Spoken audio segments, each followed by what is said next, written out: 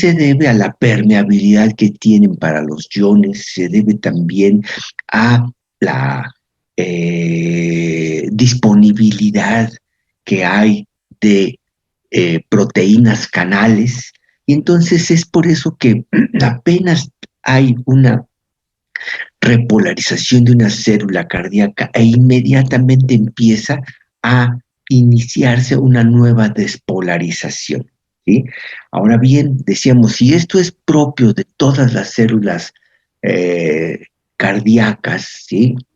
Aquí me atrevería a pedirles, hacerles recordar los que vieron propiamente y tuvieron la oportunidad de ver toda la increíble máquina humana. Ahí viene precisamente una explicación acerca de cómo es que las células cardíacas tienen esta capacidad de autodespolarizarse, ¿sí? Y también en esta película nos hablan acerca de que hay células madre, que se les puede, ahora sí que enseñar, para decirlo así, a que también adquieren esta capacidad de autodespolarizarse, tomando en cuenta que tiene que haber propiamente eh, un ambiente propicio, de tal manera que entonces las células cardíacas, todas, van a tener la capacidad de autodespolarizarse. Sin embargo, existen un grupo de células cardíacas, pero modificadas y especializadas precisamente en esta función. Y eso es lo que constituye el sistema de conducción intrínseca del corazón, que ya les decía, que cuando esto se descubrió se pensaba que era como un sistema nervioso aparte que era propio del corazón, y bueno, no. Se vieron que estas células no son células nerviosas, sino son células musculares cardíacas modificadas y que van a estar representadas por el nodo o nódulo sinoauricular, el nodo aurículo-ventricular, el haz de His, la red de Purkinje. En su momento, el nodo sinoauricular, que es el marcapasos, ¿sí? Se le llamó también el nodo Kate-Flash, precisamente por las personas que estuvieron estudiándolo, así como también el nódulo Ashok-Tawara en el nódulo aurículo-ventricular. Es importante mencionar que entonces todas las células cardíacas, pero particularmente estas especializadas, tienden a autodespolarizarse. Apenas se da una repolarización e inmediatamente empieza a haber permeabilidad para el sodio, para que pueda en un momento dado, ¿sí? Empezar el camino hacia la despolarización y pasar de los -80, -85 que les decía yo el día de ayer, que es el potencial de reposo de las células cardíacas, pasar de los -85, de repente pasar al -60, pasar al -40, y todo esto porque hay una permeabilidad pasiva hacia el sodio. Evidentemente la cantidad de canales de sodio es lo que hace que en un momento dado, ¿sí? Las estructuras tengan mayor susceptibilidad. Se considera que propiamente el marcapasos del nodo sinoauricular, ¿sí? eh, tiene una mayor susceptibilidad y por eso se despolariza antes que el resto del sistema de conducción intrínseca y el resto de las células. ¿Cómo podemos saber esto, que tiene mayor susceptibilidad? Fíjense, por ejemplo, aquí, ¿sí? Existe lo que se llama el ritmo sinusal, que es el ritmo de despolarización del nodo sinoauricular, el ritmo sinusal, ¿sí? Y se ha observado que en el caso del humano y de muchos otros animales, ¿sí?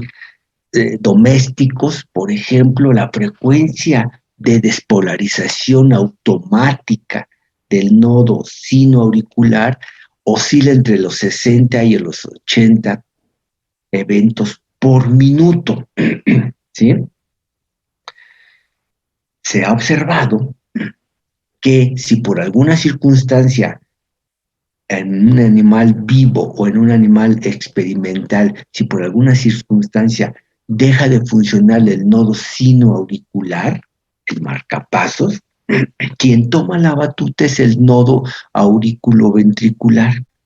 Y el nodo auriculoventricular, cuando toma la batuta, lo hace con un ritmo de contracción de 40 a 60. ¿Sí? Esto, repito, en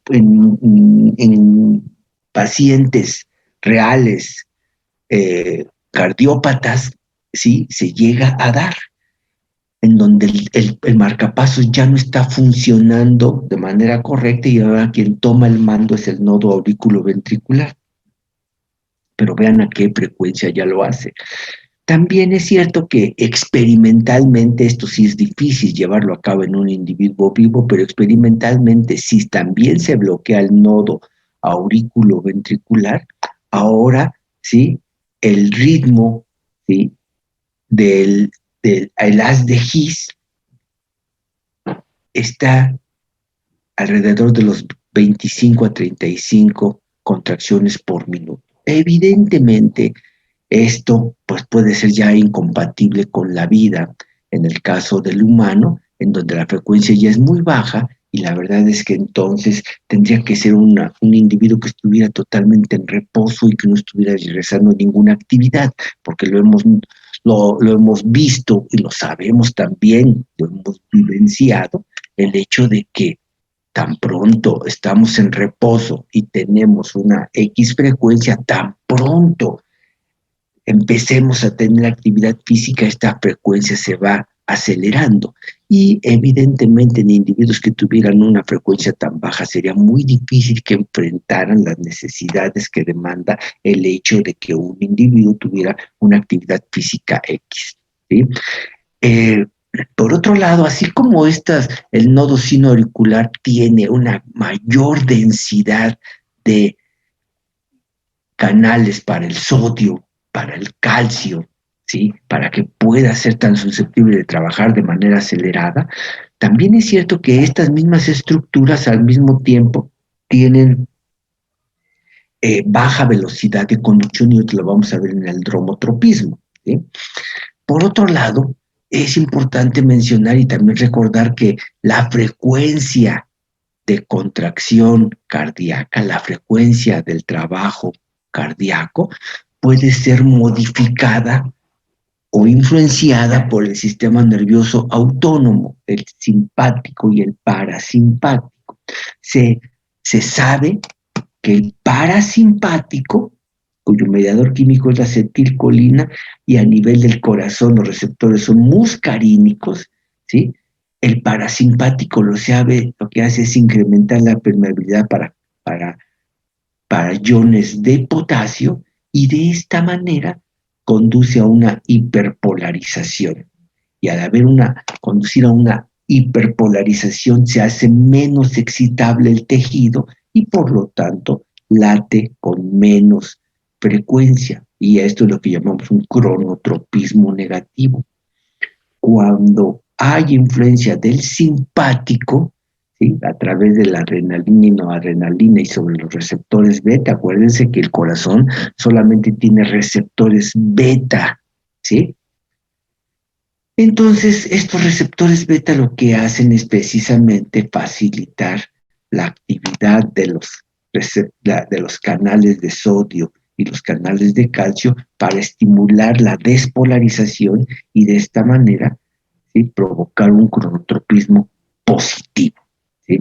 Esto entonces con respecto al cronotropismo. ¿Qué pasa con respecto al dromotropismo? Que aquí estábamos haciendo alusión a la capacidad de conducción. ¿Sí?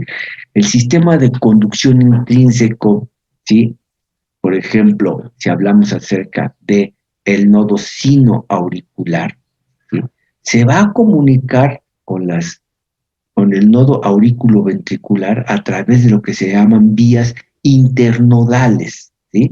Este nodo sinoauricular y el auriculoventricular se relacionan, se comunican con vías internodales. Las vías internodales, ¿sí?, van a tener nombre dependiendo propiamente de su ubicación. Estas vías internodales, ¿sí?, van a ser las de Bachmann, Wickenbach y Torell, ¿sí? Y entonces establecen la comunicación entre el nodo sinoauricular y el aurículo ventricular. Ahorita les voy a poner una imagen en donde se habla un poquito acerca de esto, ¿sí? Aquí están. El nodo sinoauricular o sinoatrial también se le llama, el nodo aurículo ventricular, y aquí están las vías internodales. Es una vía, ¿sí? Que está justamente a nivel de la parte derecha, a la vez intermedio, la parte izquierda, y aquí también hay otro que va hacia la aurícula o atrio izquierdo, ¿sí? Entonces aquí está el as de Bachmann, ¿sí? El Wickenbach y el Torel, que son precisamente las vías que dan el paso propiamente, la comunicación rápida entre el nodo sinoauricular y el aurículo ventricular, para que después, a partir del nodo aurículo ventricular, la información baje a través del haz de His, ¿sí? Y después se distribuya, ¿sí? Hacia finalmente la red de Purkinje, que es este, ¿sí? Entonces, eh, hablamos entonces acerca de estas vías internodales, que son vías de comunicación rápida entre el nodo aurículo ventricular, el nodo, perdón, sinoauricular y el aurículo ventricular. Después viene el haz de His y la red de Purkinje. Decíamos que aquí la velocidad de conducción, fíjense, entre el nodo sinoauricular y el aurículo ventricular a través de las vías internodales tiene una velocidad de conducción relativamente baja.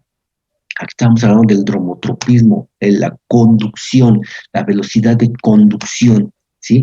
Y esta velocidad de conducción entre el nodo sinoauricular y el aurículo ventricular y a través de las vías internodales es una vía de comunicación con una que conduce a una velocidad de 1 metro por segundo, ¿sí? Vamos a ver que a nivel ya de las de His, la red Purkinje es una mayor velocidad, ¿sí? ¿Por qué es importante que haya propiamente, ¿sí?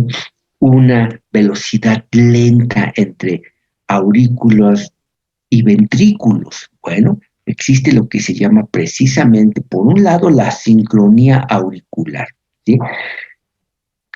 Generalmente, puesto que el marcapasos está en la aurícula derecha, generalmente esta aurícula, esta cámara derecha del corazón, generalmente responde más rápido que la cámara izquierda. ¿Por qué? Porque la cámara izquierda sí recibe la información directamente a la derecha, como lo acabamos de ver en la imagen que les presenté, y entonces existe una ligera asincronía. Cuando decimos que laten, que se contraen las aurículas o que se relajan las aurículas, estrictamente hablando, primero lo hace la derecha y poquito después la izquierda. Ahora, esta asincronía es relativa, ¿sí?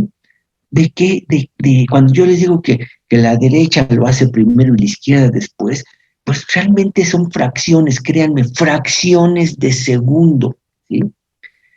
Lo que sí es más evidente, por ejemplo, es la relación en el trabajo de las aurículas con los ventrículos. Aquí sí es importante que haya un retraso. ¿Por qué? Porque si no, todo el corazón se contraería, todo el corazón al mismo tiempo, y todo el corazón se relajaría al mismo tiempo. Y esto fisiológicamente no sería posible en un individuo vivo, porque tiene que haber un trabajo aquí sincronizado en donde primero se contraigan las aurículas y al mismo tiempo que se contraen las aurículas se relajan los ventrículos. Cuando se contraen los ventrículos, se relajan las aurículas. Y esto es gracias precisamente a lo que aquí dicen un retraso nodal. Hay aproximadamente en el paso de la información de las aurículas hacia los ventrículos, el paso de información del nodo aurículo-ventricular al haz de His hay una décima de segundo, ¿sí? Que es lo que permite que haya precisamente primero un evento a nivel auricular, ¿sí? Y después este mismo evento se va a repetir, pero a nivel ventricular. Entonces, cuando se están contrayendo las aurículas, los ventrículos están relajados. Cuando se contraen los ventrículos, las aurículas están relajadas. Y esto es lo que permite el que se llenen las cámaras o que se vacíen parcialmente las cámaras, tanto auriculares como ventriculares, ¿sí? Entonces, gracias a este retraso en la conducción entre las aurículas y los ventrículos, se permite el llenado óptimo de las cámaras a una velocidad, ¿sí?, que permita propiamente esta sincronización. Cabe mencionar, lo decía hace un rato, que a nivel del haz de His y la red de Purkinje, la velocidad de conducción ya es más acelerada. Habíamos dicho que aquí, a nivel de las aurículas, la velocidad de conducción es 1 metro por segundo, mientras que aquí, a nivel de los ventrículos ya, ¿sí?, la velocidad es de 2 y hasta 4 metros por segundo. También aquí la velocidad de conducción puede ser, ¿sí?, modificada, ¿sí? La acetilcolina provoca dromotropismo negativo, la adrenalina y noradrenalina provocan dromotropismo positivo. Pero así como aprendimos cuando estudiamos el sistema nervioso que los mediadores químicos pueden tener efecto, obviamente, y eso lo enfaticé, el conocer esto nos brinda la posibilidad a que nosotros desde fuera podamos también modificar todo esto. Y esto puede ser precisamente a través de drogas que puedan ser similares estructuralmente, químicamente hablando, a los mediadores químicos y que entonces se puedan obtener algunas respuestas. Por ejemplo, si hablamos acerca de la atropina, ¿sí?, quedamos con que la atropina, al ser un parasimpático lípico directo, deja solito trabajando al simpático y por lo tanto, cuando aquí se pone aquí aparece la atropina como un fármaco estimulante del trabajo cardíaco, pues sí, es estimulante no directo, sino en realidad es depresor del parasimpático y deja libre trabajar al simpático, ¿sí? También obviamente existen muchos medicamentos, como ya lo aprendimos, los agonistas beta-adrenérgicos, que también van a estimular el trabajo, ¿sí?, cardíaco, así como también existen fármacos que hacen justamente lo contrario, ¿sí? Y entonces, por ejemplo, fármacos inhibidores de la acetilcolinesterasa, ¿sí?, lo que van a hacer es que van precisamente a propiciar que la acetilcolina dure más tiempo actuando. Los famosos digitálicos. Los digitálicos son medicamentos que hacen que el corazón lata un poco más lento, pero también lo que hacen es que lata más lento para que las cámaras se les dé tiempo de que se llenen mejor y puedan bombear una mayor cantidad de sangre. Obviamente que esto tiene que ser evaluado por un cardiólogo cuándo y en qué momento se pueden aplicar este tipo de medicamentos. Y después pasamos a lo que es el inotropismo, la fuerza de contracción cardíaca, ¿sí? Recordar entonces que la musculatura cardíaca tiene discos intercalares y que son estructuras, ¿sí?, uniones estrechas llamados nexos, o también algunas variantes que tienen que se llaman precisamente los desmosomas, en donde a través de estas estructuras entre células vecinas se puede dar el paso de iones y por lo tanto el paso de un estímulo eléctrico de una célula a otra, ¿sí? Si hablamos acerca de la fuerza de contracción, esta está directamente correlacionada precisamente con la disponibilidad de calcio, ¿sí?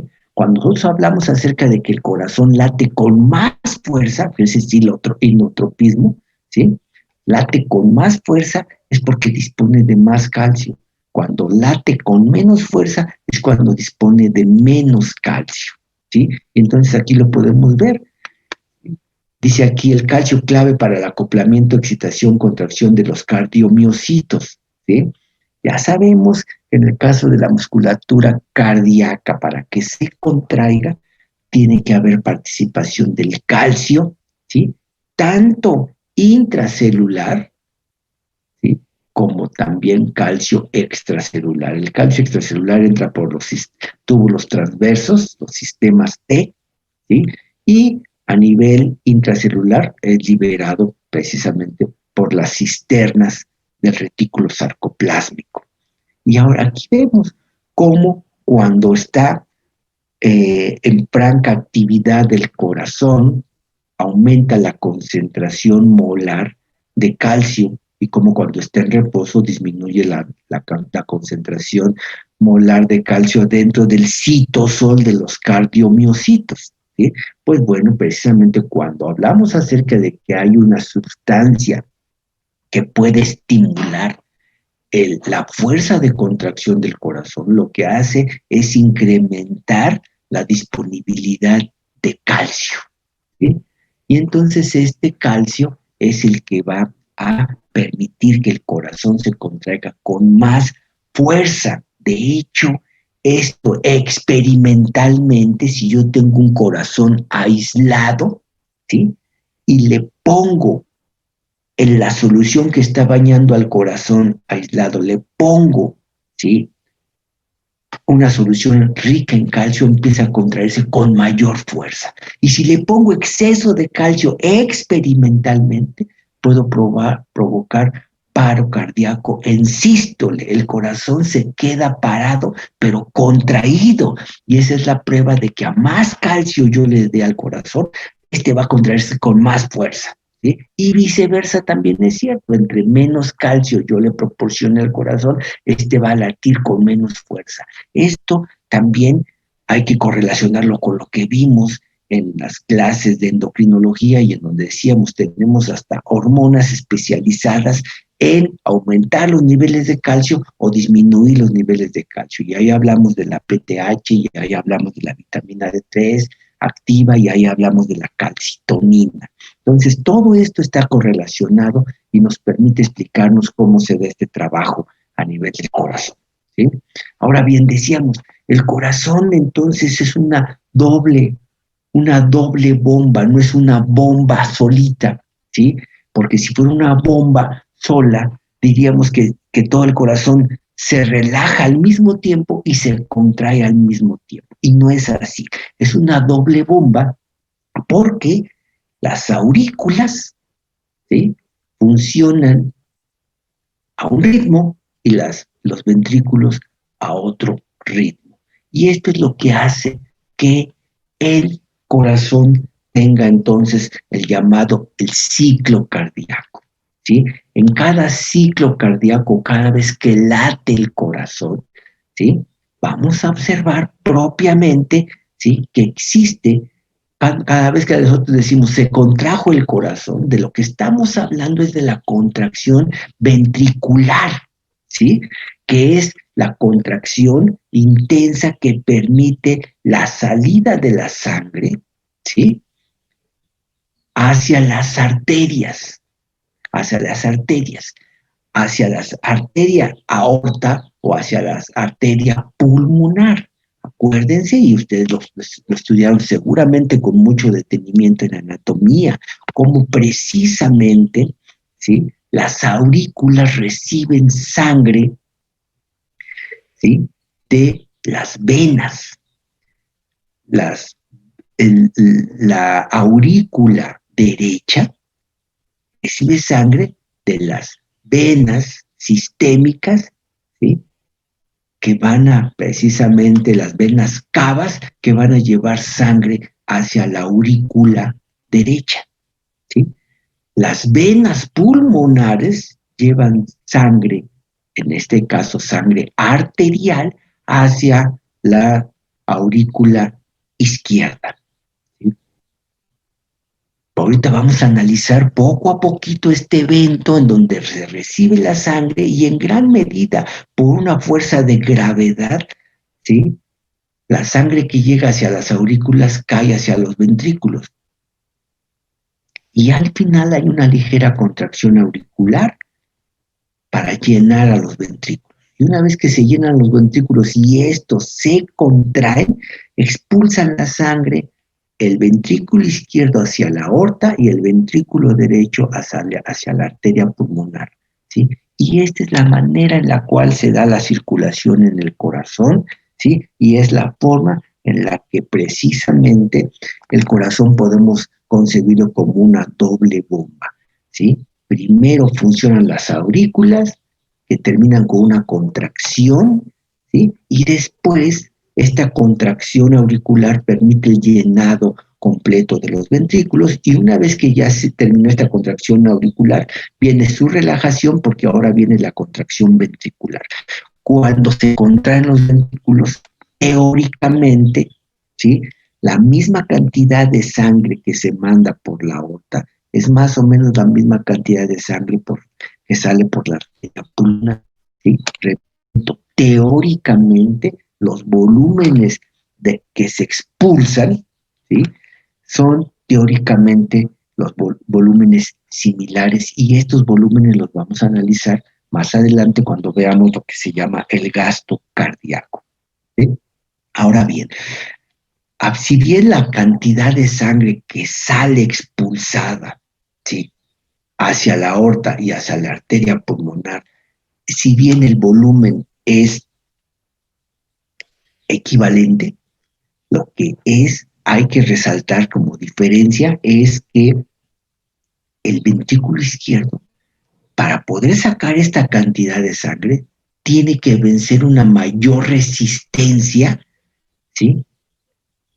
Que representa la aorta y toda la cantidad de arterias que le siguen, tiene una mayor resistencia o una mayor dificultad para que salga la sangre y entonces el corazón izquierdo, el ventrículo izquierdo normalmente tiene que hacer una mayor, tiene que aplicar una mayor fuerza, tiene que ejercer un mayor esfuerzo para vencer esta resistencia, que es diferente a la resistencia que representan los pulmones, a diferencia de la resistencia de la aorta que representa todo el resto del cuerpo. Entonces dice aquí, la presión arterial aórtica es mayor a la presión de la arterial pulmonar. Entonces, si bien los volúmenes de vaciamiento son similares, el corazón izquierdo tiene que hacer un mayor esfuerzo y generalmente por eso también el ventrículo izquierdo tiene una pared muscular un poco más desarrollada. Ahora bien, ¿sí? Cuando analizamos propiamente este ciclo cardíaco, que es la sístole y la diástole que estamos aquí hablando, ¿sí? Cuando nosotros hablamos acerca de una sístole ventricular, se bombea la sangre del ventrículo izquierdo a la aorta y del ventrículo derecho a la arteria pulmonar y decíamos, los volúmenes entonces son prácticamente los mismos, pero el ventrículo izquierdo tiene que contraerse con mayor fuerza para vencer la resistencia. Ahora bien, una vez que sale la sangre, después de esta fase de contracción, corresponde una fase de relajamiento, ¿sí?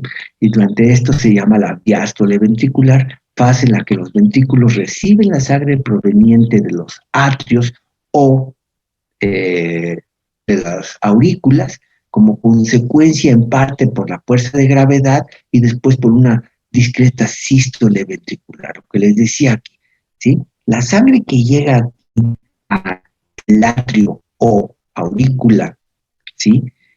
Pues llega impulsada por las venas, en este caso por las venas cavas y en este caso por las venas pulmonares. Llegan aquí y la sangre por simple gravedad, ¿sí? A pesar de que aquí hay una válvula aurículo-ventricular, ¿sí? Pues la sangre pasa de las aurículas a los ventrículos, ¿sí? Porque las válvulas lo permiten. Vamos a ver más adelante cómo funcionan estas válvulas, pero aquí la sangre cae por gravedad hacia los ventrículos, ¿sí? Y al final viene una contracción parcial de las paredes auriculares para llenar o terminar de llenar a los ventrículos. Ahorita esto lo vamos a ver hasta en una dinámica, en una animación que ahorita les voy a presentar. El hecho es que entonces al final hay una sístole auricular discreta, ¿sí? Es importante mencionar que entre las aurículas y los ventrículos existen precisamente las válvulas aurículo-ventriculares o atrioventriculares. Aquí es importante mencionar que eh, se utiliza con frecuencia como sinónimos precisamente a las aurículas y a los atrios, ¿sí? Y bueno, así aparece hasta en los textos. Ahorita lo menciono porque aquí les digo las válvulas auriculoventriculares, y es correcto. Pero si ustedes lo ven en algún texto, también podría ser que digan las válvulas atrioventriculares. Aquí a mí me gustaría hacer una precisión, porque también esto se ha presentado o hay cierta controversia, ¿sí? La pared, la pared cardíaca, ¿sí?, de esta cavidad, la pared cardíaca de esta cavidad se llama la pared auricular. Esta es una cavidad. Las cavidades superior son las aurículas, la cavidad inferior son los ventrículos. Y la pared que constituye esta cámara, ¿sí?, la pared límite se llama, ¿sí?, la aurícula. Ahora bien, el espacio que hay dentro de la aurícula es lo que también se le llama el atrio, ¿sí? Pero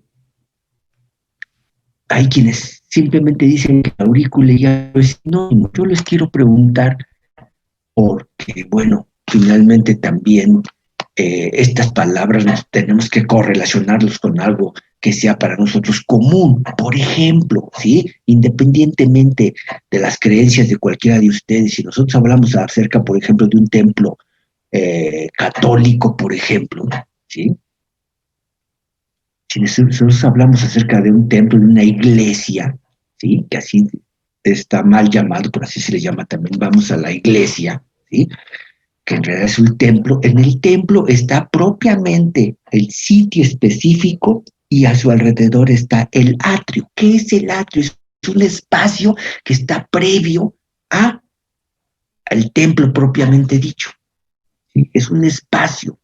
Entonces, el atrio es un espacio, ¿sí? Pero las paredes que delimitan este espacio, ¿sí?, bueno, pues es una barda evidentemente que está delimitando, y esto es lo que en un momento dado hay quienes dicen, bueno, es que eh, el, el espacio que hay aquí, ese es lo que se llama el atrio, y el límite, ¿sí?, la pared límite es la pared auricular. Bueno, miren, esto nada más lo menciono así. Yo estoy seguro que cuando ustedes les hablaron acerca de la anatomía y probablemente en otra asignatura les dicen que no, que son sinónimos. Miren, de hecho, por mí no hay ningún problema. Y todo esto lo estoy mencionando ahorita porque si se llama, si son sinónimos o no son sinónimos, pero y así aparecen en los textos, pues no hay ningún problema. Ustedes pueden llamarles a estas válvulas atrioventriculares o auriculoventriculares. Sí, les reconozco que la tendencia, sí, en los últimos años es hablar acerca de las válvulas atrioventriculares más que las válvulas auriculoventriculares. Pero aclarado el asunto que yo les mencioné hace un rato, no hay ningún problema que ustedes digan auriculoventriculares y atrioventriculares, ¿sí? Y repito, hay quienes tendrán sus razones para decir que debe de hablarse preferentemente como atrios o debe de... Si lo que es cierto es que cuando se habla acerca de la contracción de esta cámara, sí se hace alusión a la pared como auricular. Hay una contracción auricular. Y cuando decimos que pasa líquido de la aurícula hacia los ventrículos, decía, hay gente que habla acerca de que se vacían los atrios para que llegue la sangre a los ventrículos. Repito, ¿sí? En realidad esto es una cuestión de semántica simplemente, entonces no hay ningún problema con que hablemos acerca de las válvulas atrioventriculares o válvulas auriculoventriculares. Lo que es importante aquí es resaltar que la gran mayoría de los animales mamíferos, ¿sí? Por ejemplo, la válvula auriculoventricular derecha es tricúspide y la válvula auriculoventricular izquierda es bicúspide. Acuérdense que si hablamos de bicúspide, tricúspide es el número de valvas que tienen las válvulas, el número de valvas. Entonces, en el humano y en muchos animales domésticos, la válvula derecha es tricúspide y la válvula izquierda es bicúspide. Pero, ojo, hay excepciones, ¿sí? Hay varios animales, como en el caso, por ejemplo, aquí del conejo, en donde ambas son bicúspides, ¿sí? Y entonces, cuando ustedes avancen también, y sobre todo ahora que también se le está dando mucha importancia a el estudio de animales silvestres, ahí se van a encontrar con que hay muchos animales silvestres que tienen esta disposición como la de los conejos. Ambas son bicúspides, ¿sí? No existe, por lo menos no se sabe, que existen animales en donde existen ambas tricúspides. Eso no se ha visto. Lo que sí se ha visto es que existen eh, animales que tienen válvulas bicúspides, ¿sí? Auriculoventriculares, ¿sí? Y las válvulas que permiten, ¿sí? Estas las válvulas que estoy haciendo alusión ahorita son las auriculoventriculares. Esta es la aurículo-ventricular derecha en el humano y otros animales tricúspide, y aquí está la válvula aurículo-ventricular izquierda que es bicúspide. Pero las válvulas que están aquí en la salida hacia la arteria pulmonar o hacia la arteria aorta, esas son válvulas semilunares o también llamadas sigmoideas. Semilunares o sigmoideas pulmonar y aórtica. Pulmonar y aórtica, ¿sí? Ahora bien, esto lo vamos a analizar de manera lenta, porque vale la pena comprender todo el ciclo cardíaco. Esto que está aquí, bueno, pues ustedes lo tienen en el libro, no necesitan apuntar nada, ¿sí? Lo que yo les voy a pedir es que vamos a ir analizando todas estas letritas pequeñitas, las vamos a ir analizando poco a poquito, ¿sí? A través de esta animación, ¿sí? Ahorita véanlo y ahorita lo vamos a ir deteniendo o haciéndolo avanzar lentamente para ir analizando todo. Pero fíjense cómo trabaja el corazón, fíjense en cómo llega la sangre y cómo cuando hay contracción, y aquí lo están viendo, cuando hay contracción, ¿sí? Son estas flechitas amarillas, vean ustedes cómo las aurículas sí se contraen y también los ventrículos se contraen, ¿sí? En cierto momento, ¿sí? Entonces lo que está aquí marcado con unas flechitas amarillas es la contracción ventricular o contracción atrial, aquí le llaman contracción atrial, ¿sí? Entonces, ojo con esto. con llenado, ¿verdad? El vaciamiento parcial. Ojo con esto, ¿sí? Por otro lado, también como los, eh, como es que también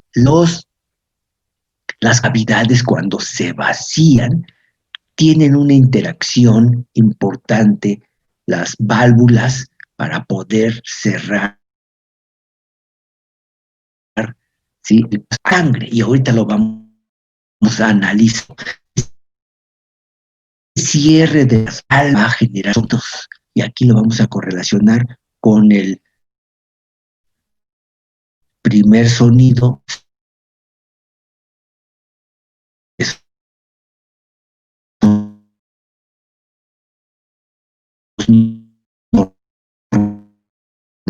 normales, primer y segundo sonido, semilunares, ¿sí? Que están ahí. Entonces, esto es lo que vamos a analizar ahorita, a continuación, poco a poquito. Lo que yo quiero resaltar, vean ustedes,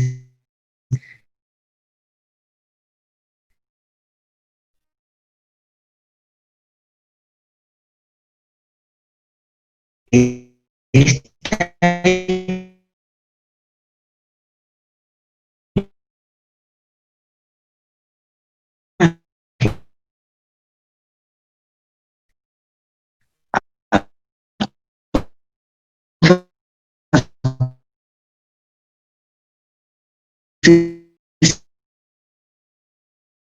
ideal.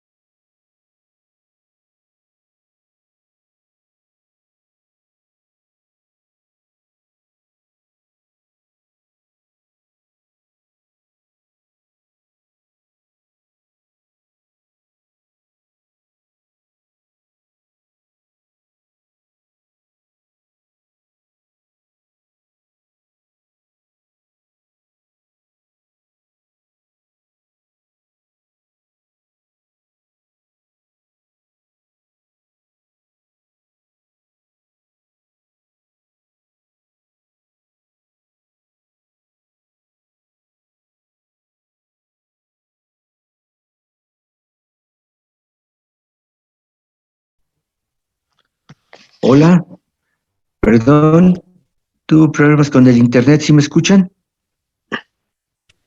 Sí, doctor. Sí, ya se escucha.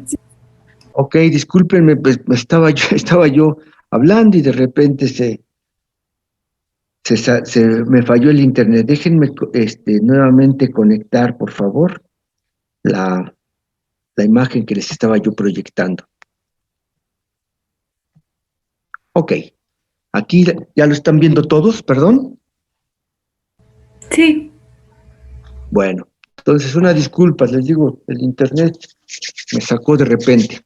Entonces, les decía yo que precisamente vean estas imágenes que son, la verdad, pues erróneas. ¿En qué sentido? ¿Sí? En que nos dicen que, por ejemplo, durante cierta etapa del ciclo cardíaco hay, ¿sí? Un llenado, por ejemplo, en este caso de las aurículas, ¿sí? Perdón. llenado de las aurículas, ¿sí? Y después ellas empiezan a decantar la sangre que recibieron hacia los ventrículos, pero es un ventrículo que está prácticamente vacío, ¿sí? Y esto no es cierto, pero así se utilizan, así como yo decía, pues hay quienes dicen atrios y aurículas, ¿sí? Así se utilizan esos términos y hay quienes dicen que las cámaras están vacías, se llenan, se contraen, se vacían y se vuelven a llenar. Esto nunca pasa estrictamente, esto no es cierto. Díganme en qué momento esto que está aquí ilustrado, ¿sí? ¿En qué momento se observa aquí? Cuando los ventrículos están parcialmente vacíos y se les llena. Nunca está pasando estrictamente esto, ¿sí? No está pasando esto, sino en realidad siempre hay aquí sangre que cae ciertamente acá, pero este nunca está vacío. Y por otro lado, cuando se contrae, manda sangre, en este caso hacia, ¿sí? La arteria pulmonar manda sangre, pero nunca se queda vacío. Y aquí también el ventrículo izquierdo, cuando manda sangre hacia la aorta, nunca se queda vacío.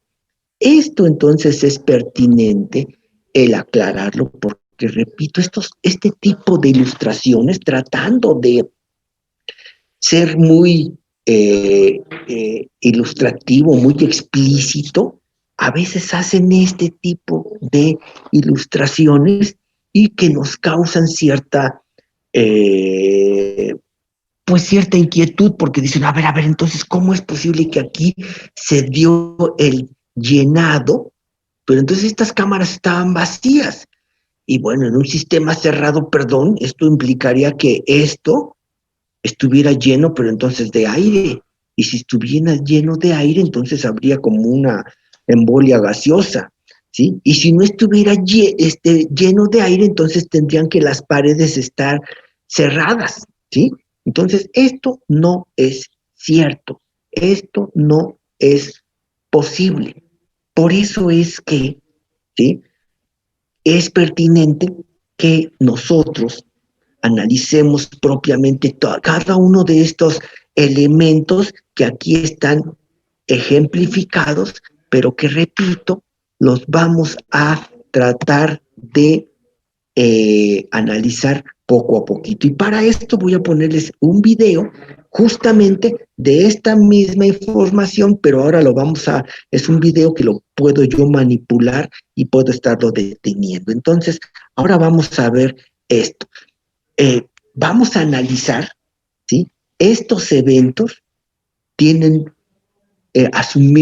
si bien las fases del evento cardíaco es sístole y diástole, y aquí están marcadas la sístole y la diástole, pero a su vez la sístole y la diástole se pueden subdividir, ¿sí?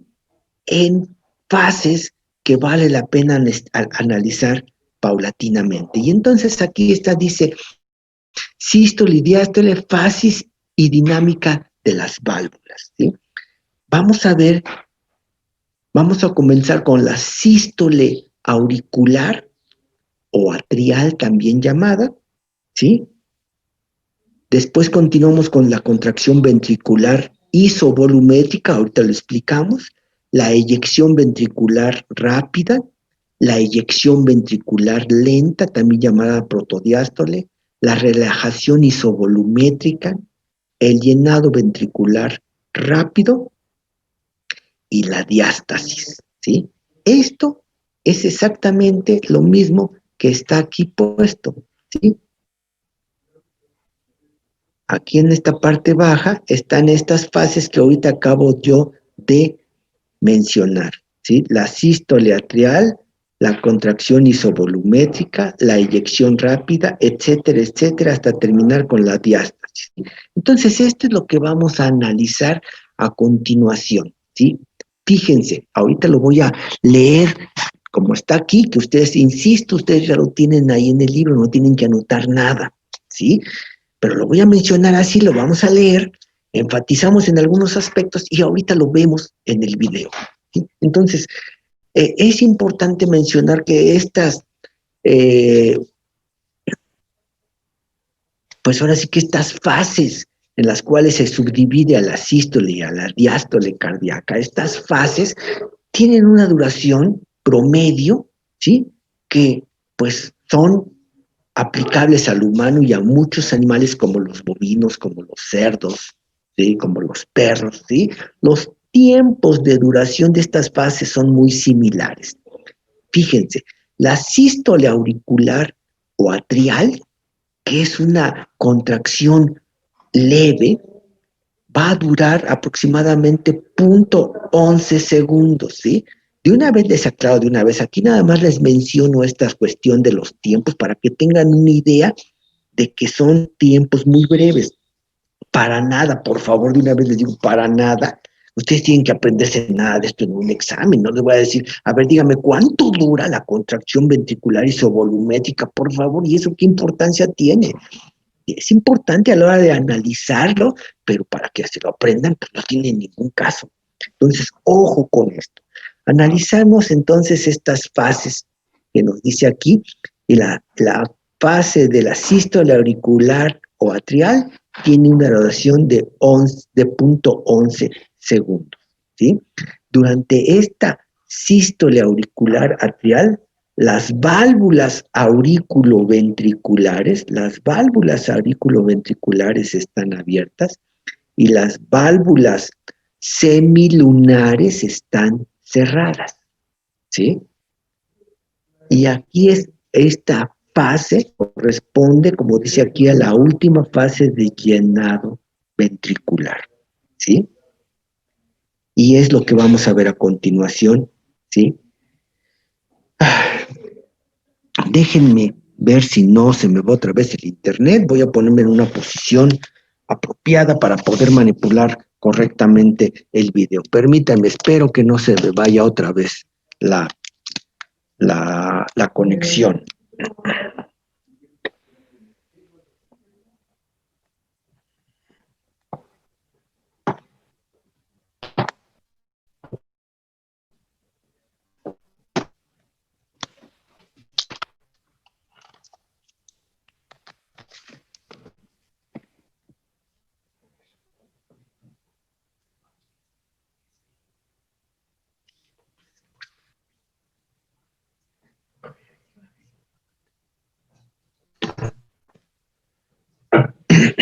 Por favor, ¿sí? Esperemos que se mantenga viendo de internet.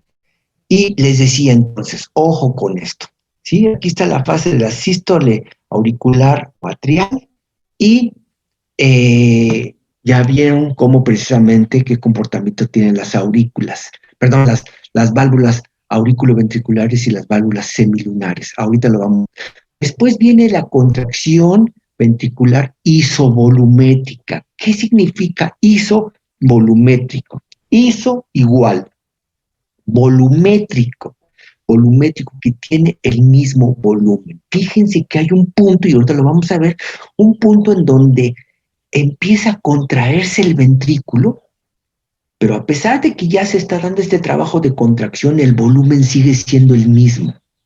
Dice aquí dura muy poquitito, 0.03 a 0.05 segundos, y es el inicio de la sístole ventricular, y hay aumento de la presión, y este aumento de la presión permite el cierre de las válvulas auriculoventriculares. Cuando se cierran las válvulas auriculoventriculares, el, el, el cierre de las valvas de la válvula auriculoventricular genera el primer sonido. Y eso es lo que vamos nosotros a detectar con un estetoscopio. El primer sonido, ¿sí? Y después viene un segundo sonido. Entonces, cuando nosotros escuchamos con un estetoscopio el trabajo cardíaco, dice, el primer sonido corresponde al cierre de las válvulas auriculoventriculares. ¿sí? Y después de que ya se cerró, ahora viene, ahora sí, como se está contrayendo el ventrículo, la pared ventricular, como se está contrayendo, vence, ¿sí? A las válvulas semilunares, las vence y entonces ahora la sangre empieza a pasar de los ventrículos hacia las arterias, la arteria pulmonar y hacia la arteria aorta. Y esto es la eyección ventricular rápida, se va vaciando porque el ventrículo con toda su masa muscular bien desarrollada vence la resistencia de las válvulas semilunares y permite la salida, ¿sí?, hacia las arterias. Después viene la eyección ventricular lenta, la fase final, donde dice que hay un 30% de la eyección de la, de la sangre hacia la aorta o hacia la arteria pulmonar, ¿sí? Es esta fase, eyección ventricular lenta, ¿sí? Es el vaciamiento o la evacuación del último 30% de la sangre que va a salir. Y les recuerdo, ¿sí? Nunca se vacía el el ventrículo como tal, como estaba en las ilustraciones que yo les mencioné, nunca está vacío. En realidad, cuando se contrae, saca la sangre, pero siempre va a haber un remanente aquí. Nunca está vacío el ventrículo, ¿sí? Entonces, esto es importante. Después viene entonces la relajación isovolumétrica, en donde ahora viene, ¿sí? Si ya después de que se contrajo el ventrículo, ahora viene su relajación, ¿sí? Y cuando se relaja el ventrículo porque ya cesó su contracción, entonces hay un intento de reflujo de la sangre que fue impulsada a que saliera por las arterias pulmonar y aórtica, fue impulsada por la contracción ventricular, pero cuando éste se relaja, ya deja de haber fuerza de impulso para la salida y entonces la sangre momentáneamente se detiene e incluso quiere como regresarse. Hay un intento de reflujo y al intentar regresarse la sangre, cierra las válvulas semilunares y esto es el causante del segundo sonido cardíaco, ¿sí? Bajo estas circunstancias, la presión intraventricular es baja, ¿sí? Pero como dice ahí, hay baja presión, pero aún es mayor que el atrial. Entonces, bueno, bajo esta circunstancia, ahora el ventrículo está relajado y ahora las aurículas están recibiendo sangre, ¿sí? Están recibiendo sangre y que, como decíamos, la sangre empieza a bajar hacia el ventrículo simplemente por gravedad, ¿sí? Y hasta el final, ¿sí? Precisamente, como dice aquí, hay eh, un llenado en donde precisamente la sangre que llegó a las aurículas empieza a caer hacia los ventrículos. Y esto es gracias a que se abren las válvulas auriculoventriculares y se va llenando rápido por gravedad. Después viene la diástasis, que es el llenado ventricular lento al final, ¿sí? Y las válvulas semilunares están cerradas y la presión ventricular va aumentando progresivamente. Esto que está dicho aquí con palabras y que de repente no se preocupen, ahorita dijeron, sabes que no, yo no entendí muy bien, tranquilos. Vamos a verlo esto en dinámica y ahora lo vamos a ir revisando poco a poco y creo que el video nos va a ayudar mucho. Entonces, permítanme, voy a poner el video, voy a cambiar entonces ahorita de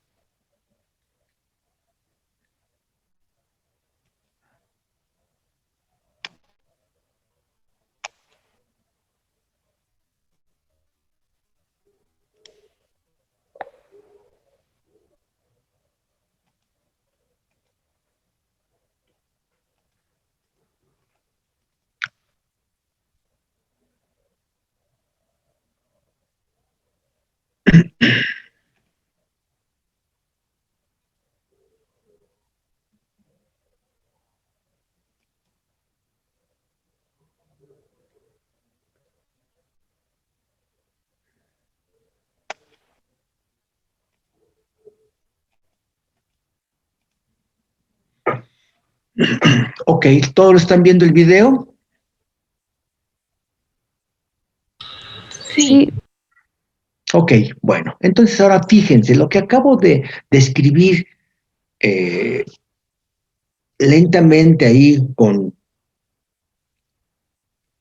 en estas fases son las mismas que están aquí, fíjense. Y vamos a detener este video aquí, me permite manipularlo y entonces, ojo, hablamos de la sístole atrial. Fíjense cómo, ¿sí? La sangre que estuvo llegando, en este caso al atrio derecho, que proviene de las cavas,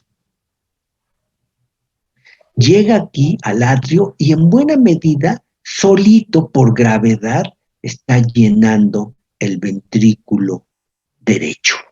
¿Sí? Algo similar acontece con las venas pulmonares que traen, en este caso, sangre oxigenada hacia el ventrículo izquierdo, ¿sí? Y por gravedad se va llenando. Pero, ¿sí? Al final, para completar este llenado, hay una contracción de las paredes atriales o de las paredes auriculares. Aquí se está dando contracción atrial o contracción auricular, ¿sí? Entonces, noten ustedes, lo voy a ir avanzando poco a poquito, y noten ustedes cómo se va dando esta contracción y cómo esto es la fase final para que se llene el ventrículo. Se llene el ventrículo y entonces al llenarse el ventrículo va a pasar a la siguiente fase que es la contracción isovolumétrica. Entonces, fíjense cómo va pasando esto. Fíjense cómo se va dando la contracción, aquí ya va terminando la contracción y entonces se va llenando todo el ventrículo derecho y el ventrículo izquierdo. ¿Sí? Ahí ya se llenó. Y ahí es cuando empieza la contracción isovolumétrica. Ahora aquí fíjense cómo el ventrículo se empieza a contraer y gracias a esa contracción aumenta la presión interna aquí y es contracción del ventrículo, pero dice aquí contracción isovolumétrica. ¿Por qué se llama contracción isovolumétrica? Porque gracias a esta contracción se cierran, ¿sí? Las valvas de las válvulas auriculoventriculares. Y fíjense, cuando está sucediendo esto, aquí se generó el primer sonido, cierre de las válvulas auriculoventriculares, ¿sí? Y al mismo tiempo que se cierran estas válvulas, ¿sí? Aquí entonces se genera una mayor presión sobre este líquido y como estas válvulas, fíjense que estas válvulas funcionan, pues son abatibles, pero en un solo sentido. Antes se decía, sí, funcionan parcialmente como unas puertas de cantina, perdón. Ahora ya ni las cantinas están de moda, pero bueno, si alguien conoce una cantina, pues sabrán que las puertas clásicas de una cantina son abatibles para un lado o para otro. ¿Sí? Uno entra por aquí, si esta es la cantina, uno entra por aquí y se pueden abatir hacia acá, pero si yo salgo de la cantina, puedo impulsar las puertas hacia afuera también. Esa es una puerta de cantina que son abatibles en ambos sentidos.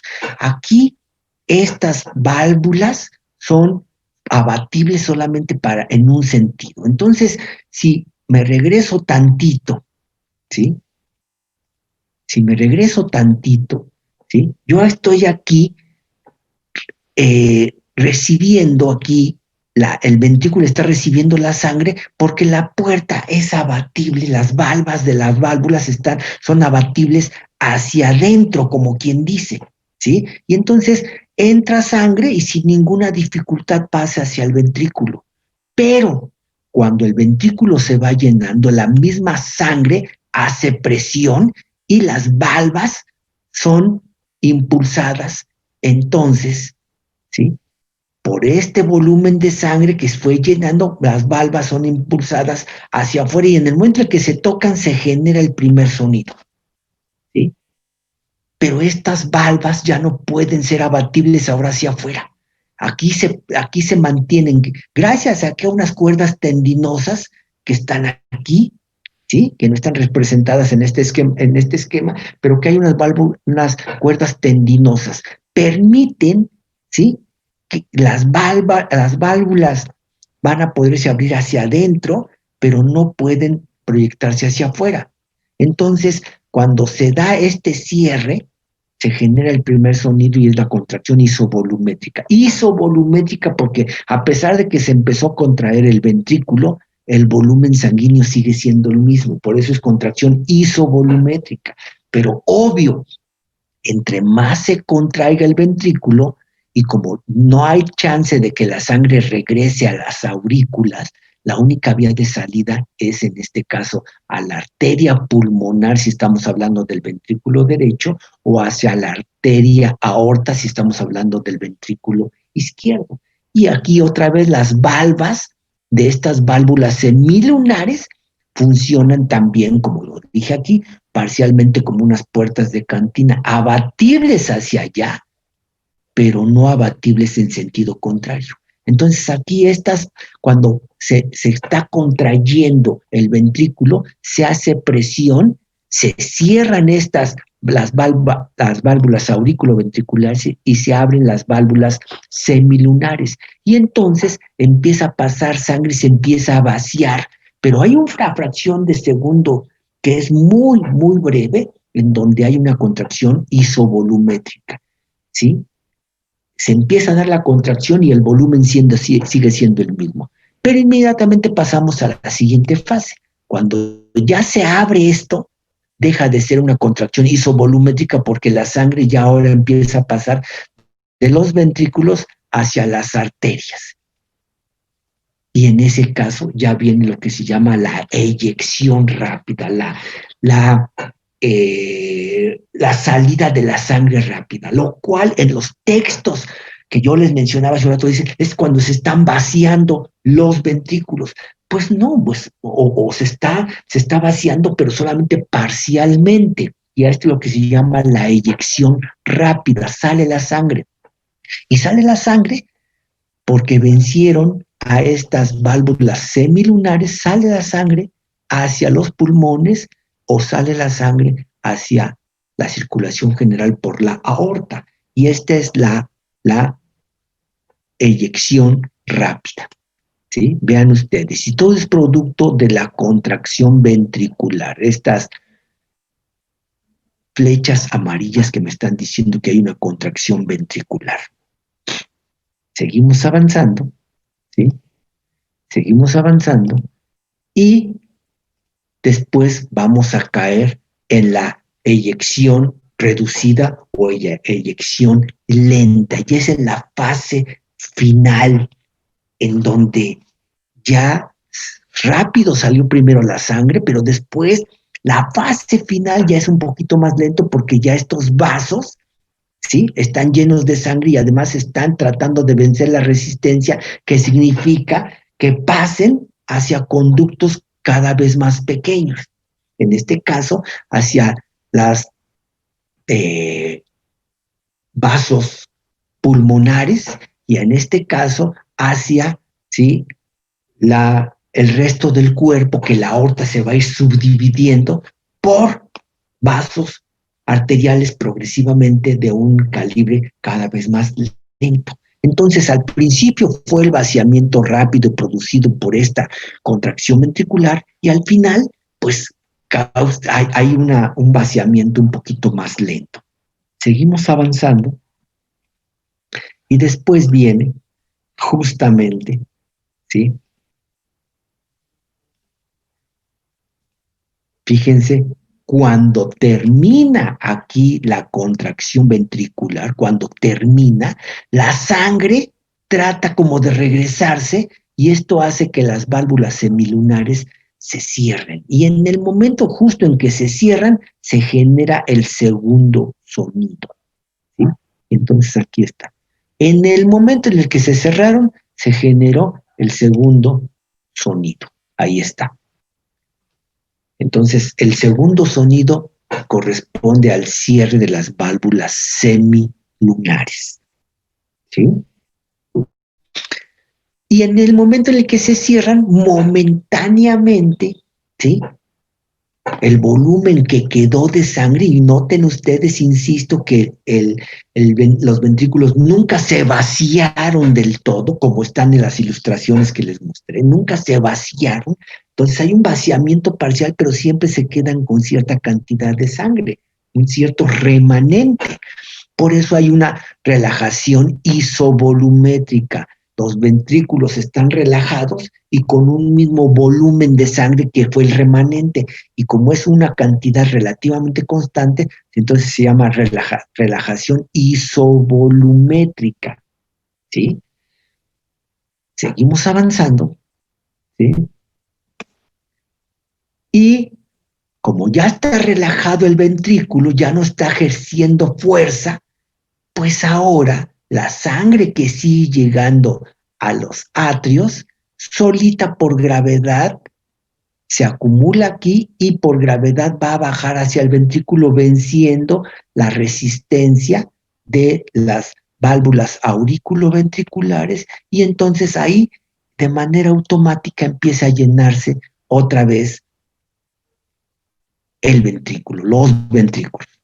¿Sí? Vean ustedes cómo conforme más llega sangre hacia los aurículas, se abren las válvulas auriculoventriculares y empieza a darse un llenado ventricular rápido. ¿Sí? El llenado ventricular es rápido porque está llegando sangre por el sistema, ¿sí? Venoso y está, en este caso, las cavas, y en este caso las venas pulmonares, entonces está llegando sangre, en este caso sangre venosa y en este caso sangre arterial, pero llegan hacia los ventrículos y al principio el llenado es rápido, ¿sí? Porque se vence la resistencia de estas válvulas. Y después, ¿sí? Viene la diástasis. ¿Qué es la diástasis? El llenado, ¿sí? Ventricular en su parte final, como lo vimos, ¿sí? Hasta que viene la contracción de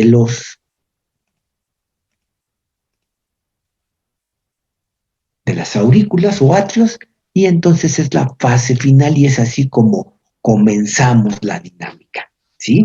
Entonces, es aquí ya ahora visto en dinámica total, vean ustedes cómo entonces se da este flujo y cómo entonces ustedes tienen que comprender esta forma de trabajo del corazón, ¿sí?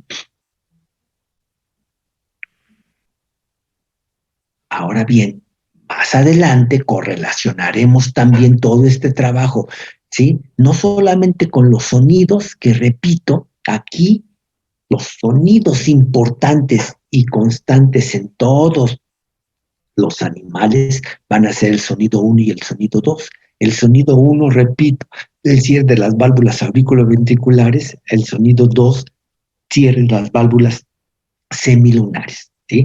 Vamos a ver a qué se debe, a qué se puede deber un sonido 3 y un sonido 4, lo vemos más adelante. También lo correlacionaremos también más adelante con el comportamiento eléctrico, ¿sí?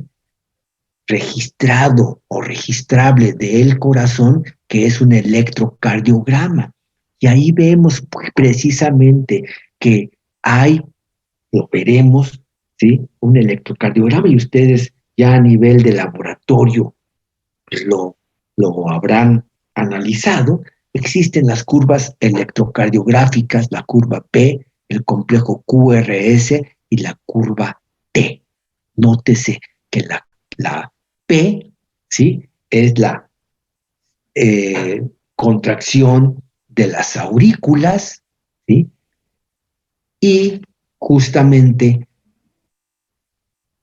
va a haber precisamente esto, la onda P, que es lo que va a representar el complejo QRS y la onda T.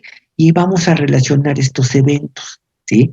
Vamos a relacionar estos eventos y aquí justamente vemos, fíjense, la onda P corresponde a la contracción auricular, ¿sí?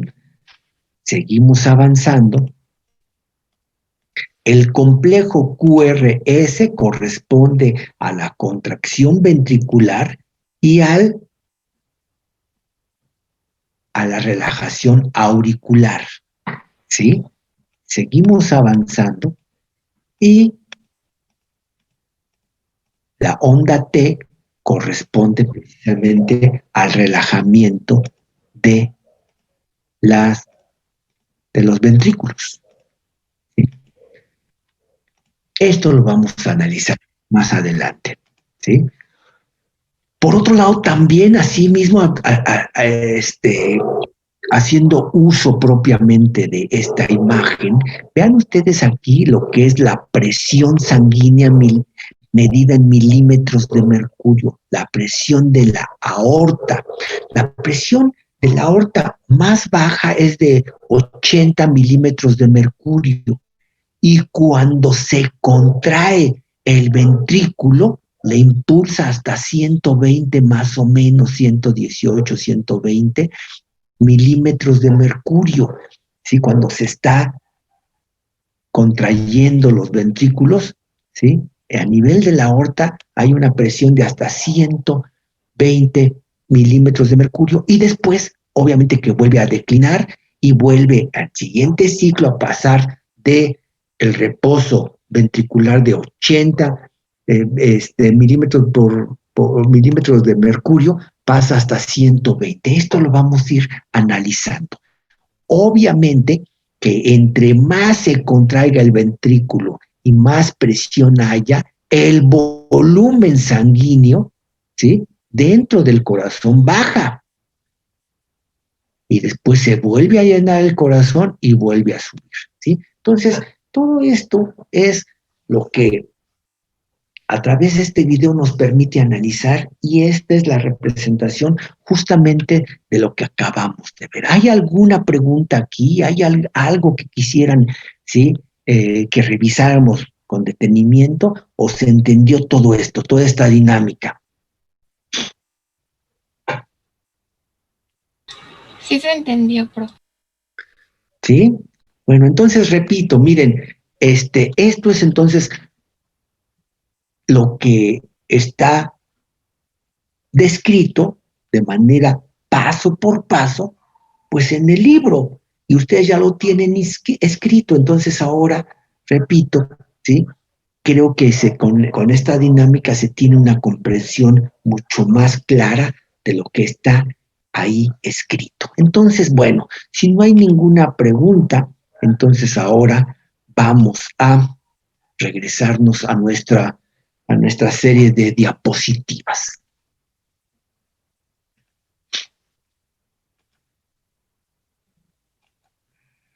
Ok. Entonces aquí ya está exactamente lo mismo, la sístole auricular, contracción ventricular isovolumétrica, eyección rápida, etcétera, y están resaltados los eventos, ¿sí? Entonces ya está ahí descrito, ¿sí? Si no hay preguntas específicas, entonces ahora vamos a pasar a lo que es analizar el nivel de control del corazón, ¿sí?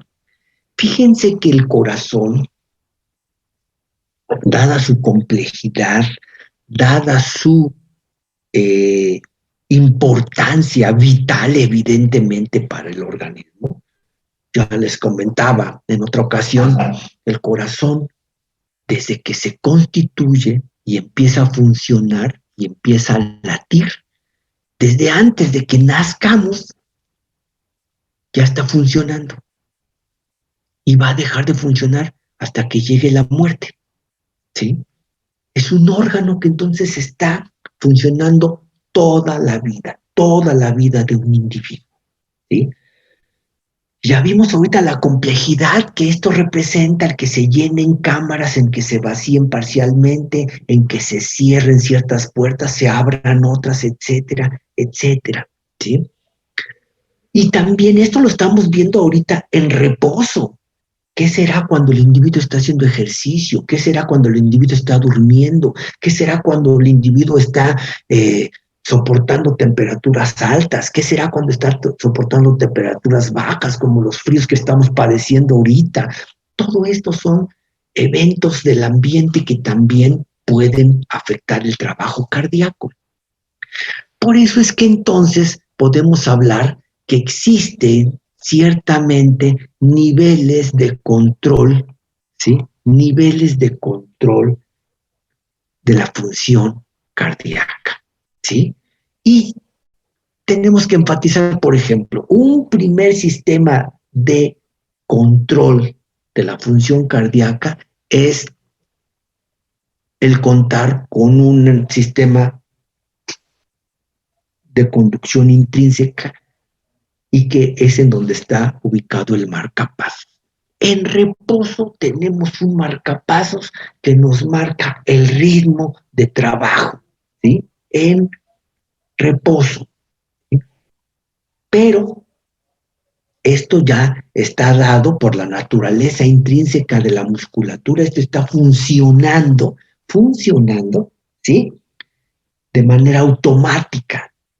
Sin embargo, ojo, nuestro corazón tiene que dar la posibilidad a que nuestro cuerpo pueda funcionar a diferentes niveles. No siempre necesitamos trabajar al mismo tiempo, al mismo ritmo.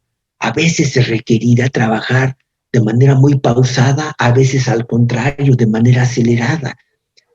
Este es otro nivel de control y este otro nivel de control es la modulación del trabajo cardíaco por parte del sistema nervioso autónomo, el simpático y el parasimpático. ¿Sí? Ya vimos generalmente, ¿sí? Estamos hablando acerca de que el simpático acelera el trabajo cardíaco, el parasimpático desacelera el trabajo cardíaco. Este es un segundo nivel de control. Y hay otro también, ¿sí? Lo que se llama la regulación heterométrica del corazón. La regulación heterométrica del corazón. Si bien existe un marcapasos, si bien existe un sistema autónomo, simpático y parasimpático, también el corazón puede trabajar bajo diferente ritmo si es que el corazón recibe la sangre en cantidades apropiadas o recibe menor cantidad de sangre o recibe mayor cantidad de sangre. Y esto está relacionado con las características histológicas de la musculatura cardíaca. ¿Sí? Cuando se habla de regulación heterométrica, heteros diferente, metrón medida. ¿Sí? Regulación heterométrica significa que las paredes cardíacas, que al fin y al cabo son musculatura, las paredes cardíacas se pueden distender mucho cuando les llega mucha sangre al corazón. ¿Cuándo llega mucha sangre? Cuando el individuo está haciendo ejercicio, cuando el individuo patológicamente puede padecer de hipertensión arterial, etcétera. Le está llegando mucha sangre al corazón y si le llega mucha sangre al corazón, sus paredes se tienen que distender, se estiran mucho.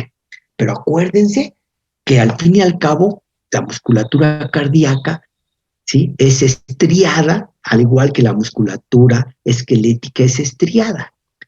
De tal manera que entonces tanto la musculatura cardíaca como la musculatura esquelética tienen sarcómeras y por lo tanto aquí cuando hablamos acerca de la regulación heterométrica nos dice la ley de Starling o de Frank Starling que entre más sangre llegue al corazón, este se distiende más.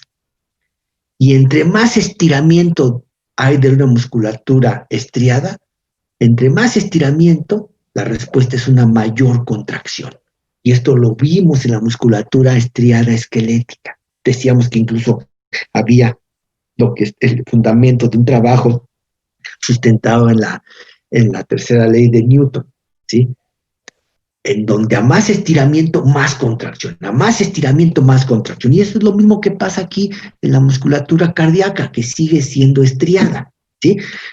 Si le mandamos al corazón a nivel venoso, le mandamos mucha sangre, este se estira y se contrae con mucha fuerza, ¿sí? Y entre más sangre le mandemos, más se contrae, pero también viceversa. Si le mandamos a nivel venoso poca sangre, el corazón se dilata o se estira poquito y se contrae poquito. Y eso es precisamente la ley de Starling, ¿sí? Perdón, aquí me dicen en el chat que como que se está cortando otra vez. Aquí yo sí no me lo está marcando, ¿sí? Perdón, ¿todos me están escuchando bien? Sí, doctor. Sí.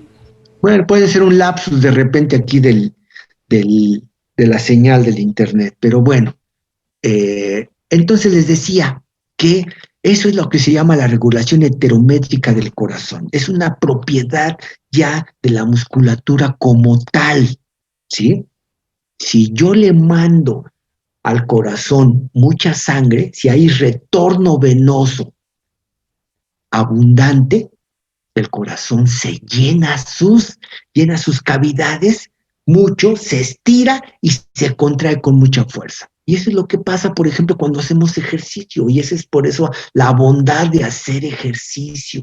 Los, todos los músculos, entre más se ejerciten, se hacen más eficientes. Entre menos se ejerciten, se hacen menos eficientes. Por eso es la conveniencia siempre de hacer ejercicio, ¿sí? Si hacemos ejercicios, ¿sí? Nosotros tenemos un músculo cardíaco sano, ejercitado, ¿sí? Y capacitado para el trabajo. Ese es el beneficio de hacer ejercicio. Si no hacemos ejercicio, nunca forzamos a nuestro corazón, ¿sí? Y por eso cuando queremos forzarlo, pues no es eficiente. Y por eso no tenemos condición física, nunca hacemos ejercicio y el fin de semana me invitan a jugar, pues obviamente que yo me canso porque mi corazón no está acostumbrado al ejercicio. Pero bueno, sin desviarme del tema, aquí lo que les estoy diciendo es que precisamente en el corazón, si yo le mando sangre por el sistema venoso, entre más sangre le mande, las cavidades más se estiran para darle cabida a esta sangre. Y entre más se estiran, también más, con más fuerza se contraen. Y esta es la ley de Starling, ¿sí? Fuerza y frecuencia de contracción. Vamos a ver más adelante lo que se llama la precarga y la poscarga, ¿sí? Precarga es cuando las cámaras están en reposo y están recibiendo pasivamente un volumen de sangre. Precarga. Y la poscarga es cuando justamente va a haber esta contracción y ahí va a haber el vaciamiento parcial de las cámaras por expulsión de la sangre. Entonces, ojo con esto, esta es la ley de Starling. A más sangre le llegue al corazón, más distensión de sus paredes y más contracción. Y obviamente también sale la sangre con mayor fuerza. Y viceversa, entre menos sangre le mande yo al corazón, este se distiende poco y cuando se contrae, pues se contrae con poca fuerza y manda la sangre con poca fuerza, ¿sí? Entonces, esto no es deseable en un individuo que requiere aumentar su actividad física. Entonces, ojo con esto, este es también un nivel de regulación intrínseco del corazón sustentado en la ley de Starr.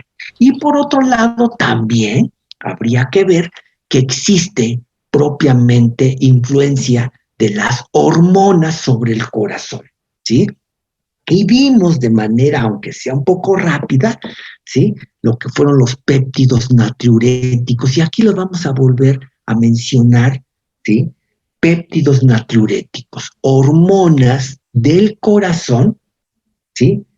Que están orientadas a disminuir el volumen sanguíneo porque el corazón los produce cuando le está mandando mucha sangre, ¿sí? Normalmente, y ahorita lo que menciono aquí, cuando hacemos ejercicio, en un individuo sano, normalmente, si yo le mando más sangre al corazón, el corazón se contrae con más fuerza. Y si le mando más sangre, se contrae con más fuerza. Y esto es lo que sucede cuando hago ejercicio. Pero hago ejercicio, pues bueno, ¿cuánto puedo hacer ejercicio? ¿Media hora? ¿Una hora? ¿2 horas? A lo mejor, ¿sí? Estoy haciendo ejercicio, o estoy teniendo una actividad física, estoy teniendo una actividad intensa física, estoy pintando, estoy trabajando con una pala, estoy trabajando con un serrucho, etcétera. Yo estoy haciendo que mi corazón esté trabajando, pero va a llegar un momento en el que va a haber pausas y reposo. Sin embargo, ¿qué es lo que sucede cuando por alguna circunstancia, ¿sí? Le mando mucha sangre al corazón, pero no por media hora o 1 hora, 2 horas que estoy haciendo ejercicio, sino es cuando el individuo, por ejemplo, padece de hipertensión, entonces le llega mucha sangre y entonces una forma de que el corazón protesta es decir, sabe que perdón, pero yo estoy trabajando como loco, entonces ahí les va mi mensaje y mi mensaje se llama los péptidos natriuréticos. Y el péptido natriurético que ya vimos, que son 3 los péptidos natriuréticos, lo que van a hacer es ir al riñón y por eso son péptidos natriuréticos, porque estimulan la pérdida de sodio y agua y con eso baja la presión sanguínea. Y al bajar la presión sanguínea, llega menos sangre al corazón. Y si le llega menos sangre al corazón, ya no lo hago trabajar con mucha intensidad. Esos son los péptidos natriuréticos. Pero también es cierto que estas son hormonas, pero tanto como también las catecolaminas, que ya vimos, adrenalina, noradrenalina, aceleran el trabajo cardíaco. Las hormonas tiroideas, si ustedes recuerdan también, aceleran el trabajo cardíaco. Les recuerdo que cuando hablamos del hipertiroidismo, por favor, no confundir como muchos de ustedes, y se los dije en el examen, ¿sí? No confundir hipertiroidismo con hiperparatiroidismo. No confundir hipotiroidismo con hipoparatiroidismo. Hubo gente que lo confundió, ¿sí? Pero las hormonas tiroideas, ¿sí?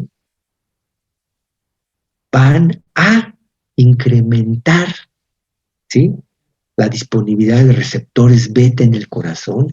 Y acuérdense, en el hipertiroidismo, el individuo tiene un trabajo cardíaco acelerado y también dijimos que cuando hay una crisis de hipertiroidismo, que fue lo que mencionábamos en la enfermedad, por ejemplo, la enfermedad de Graves, podía haber hasta paros cardíacos por exceso de un trabajo desorganizado en el corazón, ¿sí? Dijimos que precisamente los hipertiroideos llegaban a tener problemas cardíacos, que incluso lo llamamos la tirotoxicosis. Bueno, entonces esto nada más para ver que existen niveles de control del trabajo cardíaco, control del funcionamiento del corazón. Y es lo que tenemos que ir abordando poco a poco, ¿sí? Ya hablamos entonces aquí de, en parte de lo que es propiamente el funcionamiento cardíaco y hablamos acerca de este sistema de conducción intrínseco, ya hablamos del nodo sinoauricular o también llamado marcapasos, las vías internodales, ¿sí? Que la vía internodal anterior es la de Bachmann, la media de Wickenbach y la posterior del Torel, que van a permitir comunicar el nodo sinoauricular con el aurículo ventricular. Y después aquí ya dijimos, cuando pasa la información del nodo aurículo ventricular al haz de His hay un retraso nodal de 1/10 de segundo, lo cual permite entonces que el trabajo auricular sea al unísono y con cierto, ¿sí? Y con cierto detenimiento o retraso de 1/10 de segundo bajará hacia las hacia los ventrículos, ¿sí? Ojo con esto, por ejemplo, aquí, aprovechando esta imagen, aquí están las válvulas aurículo-ventriculares y aquí están las cuerdas tendinosas que les decía yo, que permiten que las valvas de las válvulas hacia adentro del ventrículo sean abatibles, pero cuando se llena el ventrículo y el volumen de sangre quiere regresar, la misma sangre cierra a las válvulas aurículo-ventriculares que no pueden proyectarse hacia las aurículas porque están las cuerdas tendinosas, ¿sí? Aquí que están siendo soportadas por los músculos papilares, que son músculos de los ventrículos, ¿sí? Entonces, ojo con esto. Entonces, esto ya lo vimos, ya lo explicamos, ¿sí? Y gracias a este retraso de una décima de segundo, hay separación entre la actividad auricular y la actividad ventricular. Ahora bien, decíamos que bajo condiciones entonces de reposo, ¿no?, va a haber un ritmo de contracción que va a estar marcado precisamente por el marcapasos cardíaco, que es el nodo sinusal o nodo sinoauricular, ¿sí? Y este marcapasos tiene un ritmo de despolarización automático, ¿sí? Pero que este ritmo puede ser modificado, como decíamos, por ejemplo, por hormonas, por mediadores químicos, y entonces puede ser acelerado o a veces desacelerado, ¿sí? Ya decíamos también que entonces este es el marcapasos porque tiene una mayor disponibilidad de canales de sodio y de calcio para que se pueda autodespolarizar. Y, sin embargo, ya dijimos también que a nivel del nodo sinoauricular y el aurículo ventricular, la velocidad de conducción es baja si lo comparamos con el haz de His y la red de Purkinje, ya también explicamos eso, ¿sí?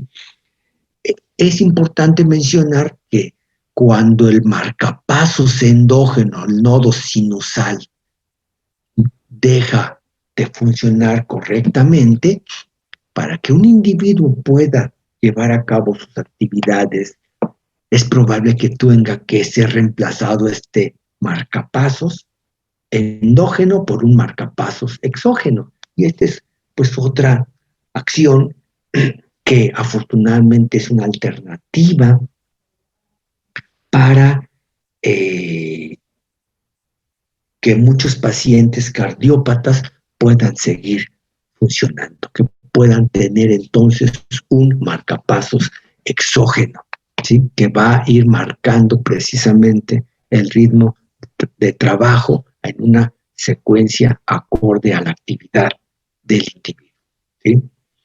Decíamos también, ¿sí?, que puede haber influencia del sistema nervioso autónomo, ¿sí? Y la inervación parasimpática. Les recuerdo, la inervación parasimpática del corazón está dada por los nervios vagos, que son el 10º par craneal, ¿sí? Y los nervios vagos, si es un par craneal, pues hay un vago derecho y hay un vago izquierdo, ¿sí? Entonces aquí está el vago derecho y el vago izquierdo. Es importante mencionar que el vago derecho, cuando se estimula, deprime más al corazón que cuando estimulamos al vago izquierdo. ¿Por qué? Porque el vago derecho se distribuye en la aurícula derecha, que es donde está el marcapasos. Entonces, esto se ha observado experimentalmente, que cuando yo estimulo al vago derecho, deprimo más al corazón que cuando yo estimulo al vago izquierdo. Al final los dos deprimen al corazón porque precisamente, ya lo mencionábamos, ¿sí?, a estos nervios vagos que tienen como mediador químico la acetilcolina, van entonces a estimular una tendencia a la hiperpolarización, ¿sí?, por la apertura de canales de potasio, ¿sí? Entonces, hay una tendencia a la hiperpolarización y esto va a tener como consecuencia un cronotropismo negativo.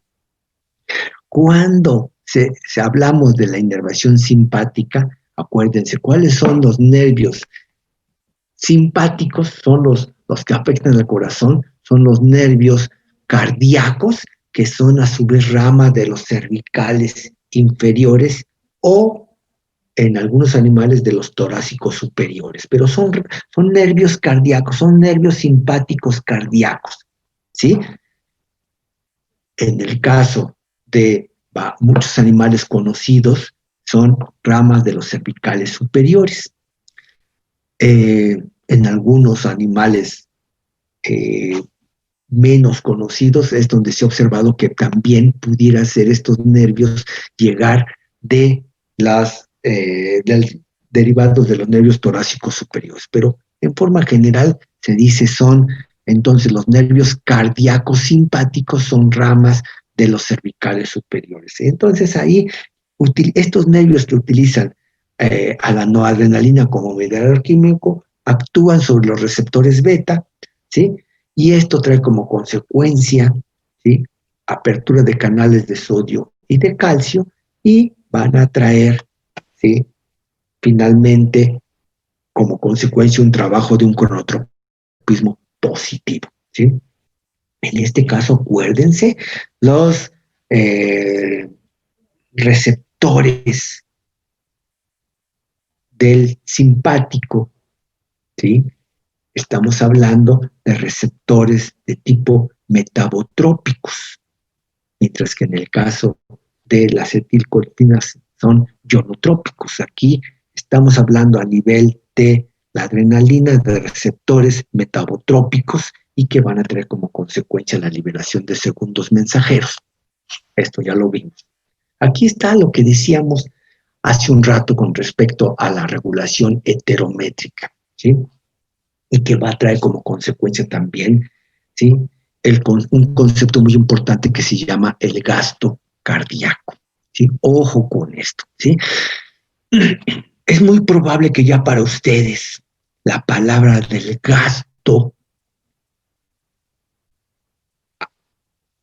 a nivel doméstico ya no signifique gran cosa, ¿sí? Si ustedes leen el gasto cardíaco, pueden interpretarlo más como un desgaste del corazón, pero no, ojo con esto, este concepto de gasto cardíaco es diferente. Y esto está sustentado en un concepto de hace 30, 40 años, ¿sí?, en donde existía un concepto del gasto doméstico, ¿sí? Durante muchos años, el proveedor de un hogar era el padre, era el proveedor, ¿sí? Era el único que trabajaba y recibía una remuneración, porque las mamás trabajaban y mucho, pero no recibían ninguna remuneración en casa, ¿sí? Durante mucho tiempo, entonces, esta situación social característica indicaba que era el padre el que iba a trabajar y recibía un sueldo. Y lo normal es que llegaba el padre con la madre, que era la administradora del hogar, y le decía, aquí está lo que fui a ganar, este es mi gasto.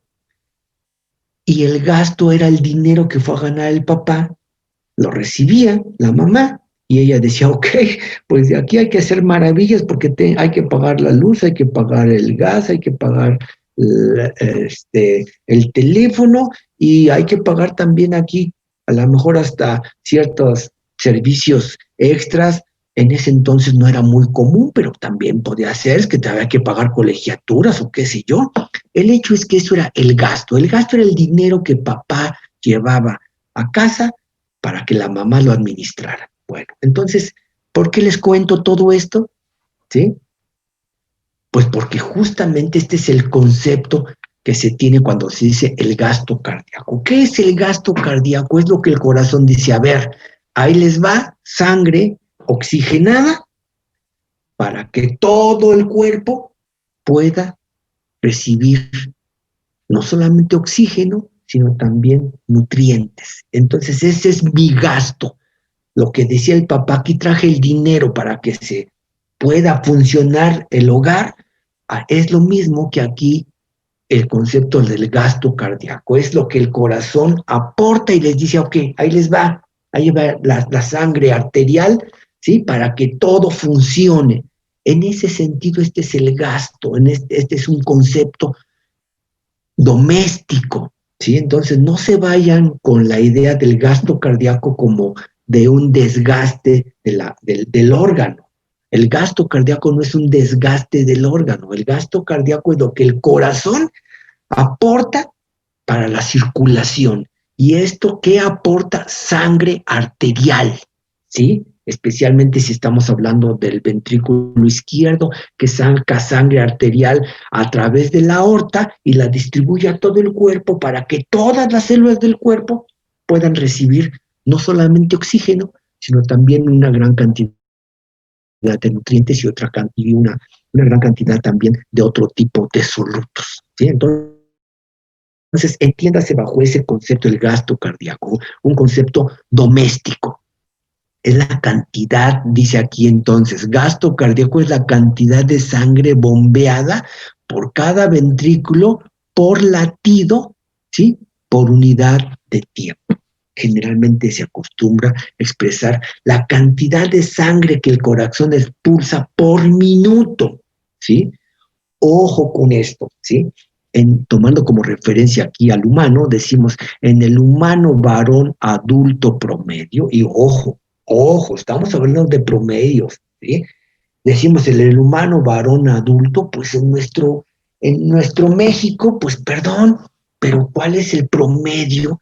Pues la gente, un varón, pues promedio medirá unos 65, unos 70 a lo mejor, ¿sí? Así como el promedio de las mujeres será unos 55, unos 60 probablemente, ¿sí? Pero en otros países, pues, perdón, ¿sí? Pero pues habrá gente mucho más alta o también más chaparrita, ¿sí? Pero vamos a hablar de promedios. En el humano varón promedio adulto, ¿sí? En posición supina, ¿qué significa cuando el individuo está acostado, ¿sí? Supino, ¿sí? Es que está acostado, el corazón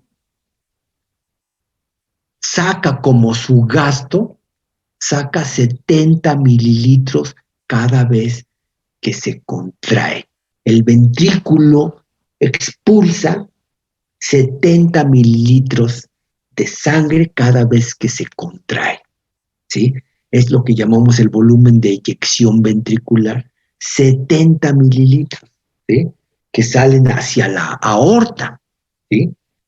70 mililitros y en un individuo adulto promedio, varón, supongamos que tiene una frecuencia cardíaca de 72 latidos por minuto, ¿sí? 72 veces late el corazón por minuto y cada vez que late saca 70 mililitros, 70 por 72, más o menos me da un gasto cardíaco de 5 litros por minuto. Ese es el gasto cardíaco, e insisto, ¿sí?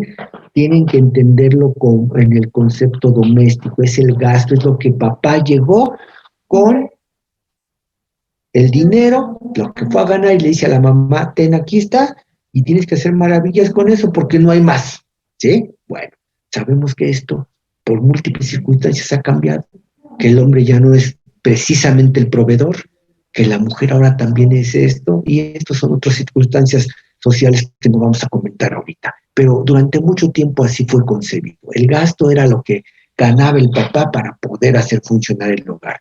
Ahora el gasto cardíaco es lo que el corazón saca como sangre arterial para que todo el cuerpo funcione, ¿sí? Y reciba oxígeno, reciba nutrientes y reciba una gran cantidad de sustratos para que puedan funcionar las células, ¿sí? Y este es el gasto.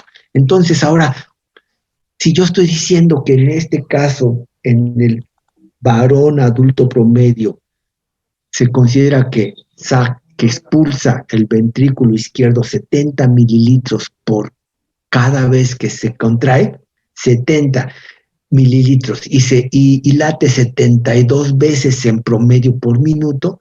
Repito, 70 por 72 me va a dar 5 litros más o menos, ¿sí? Entonces, por lo tanto, dice aquí cálculo del gasto cardíaco, ¿sí? Es el volumen diastólico final, ojo con esto. Hace un rato vimos que cuando el corazón y el ventrículo específicamente se contrae, no se vacía el corazón. Se vacía parcialmente, pero nunca se vacía del todo. Entonces, ¿cómo al final siempre hay un remanente de sangre? ¿Sí? Entonces, aquí hay que tomar en cuenta esto, ¿sí? Volumen diastólico final. Si estamos hablando de diástole, es cuando el ventrículo está relajado. Entonces, volumen diastólico final es el máximo volumen de sangre que puede tener el ventrículo en su fase de relajación, ¿sí? Y entonces a este volumen se llama volumen diastólico final porque está en diástole, está en relajación y está en la parte final. También se le llama telediastólico. Tele, la parte final de la diástole, ¿sí? Entonces hay un llenado del ventrículo y a este volumen total de sangre es el volumen diastólico final, menos el volumen sistólico final. Cuando se contrae el ventrículo, se expulsa X cantidad de sangre, ¿sí? Entonces, para calcular el gasto cardíaco, yo mido la cantidad de sangre máxima que puede tener el ventrículo menos la cantidad que expulsó cuando se contrajo. Y todo esto lo multiplico por las veces que se contrae el corazón y este es el cálculo del gasto cardíaco, ¿sí? También les recuerdo que ya lo habíamos comentado, en condiciones normales, tanto el ventrículo izquierdo como el ventrículo derecho expulsan el mismo volumen, nada más que mientras que por la aorta se va a distribuir a toda la gran circulación, por la arteria pulmonar se dirige nada más a la pequeña circulación o a la circulación pulmonar precisamente, ¿sí? Ahora bien, decíamos, ¿sí? Algunos factores que influyen sobre el gasto cardíaco. La fuerza de contracción del músculo cardíaco depende de su precarga y su poscarga. Ya dijimos, ¿qué es la precarga? Es cuando la pared, en este caso del ventrículo, la pared está en reposo y entonces se empieza a llenar de sangre y entonces se le llama la precarga cuando empieza a llenarse de sangre y hagan de cuenta que va ganando energía potencial. Y después, cuando viene la contracción, la energía potencial se convierte en energía cinética y expulsa la sangre. Y entonces, esa es la poscarga. La precarga es cuando se llena el corazón y es energía potencial. La poscarga es que cuando se vacía el corazón y es de energía cinética, que tiene que vencer, ¿sí?, la resistencia que representa el salir por la aorta, ¿sí?, por un conducto más estrecho que el ventrículo y que progresivamente, conforme vaya avanzando la sangre, va a ir subdividiéndose en arterias cada vez más pequeñas, ¿sí? Bien, hasta aquí, muchachos, ya son las 9 en punto, entonces vamos a dejarle aquí. Para el día de mañana vamos a ver cómo podemos calcular precisamente este gasto cardíaco y cómo podemos decir si los animales tienen un gasto cardíaco acorde, si está disminuyendo el gasto cardíaco, está incrementado, etcétera. Entonces, hasta aquí le paramos. Que tengan buen día. Nos vemos para el día de mañana. Hasta luego. Gracias, doctor. Hasta luego, doctor. Gracias, doctor. Hasta mañana. Nos vemos hasta mañana. Cuídense mucho. Hasta mañana, doctor. Hasta mañana.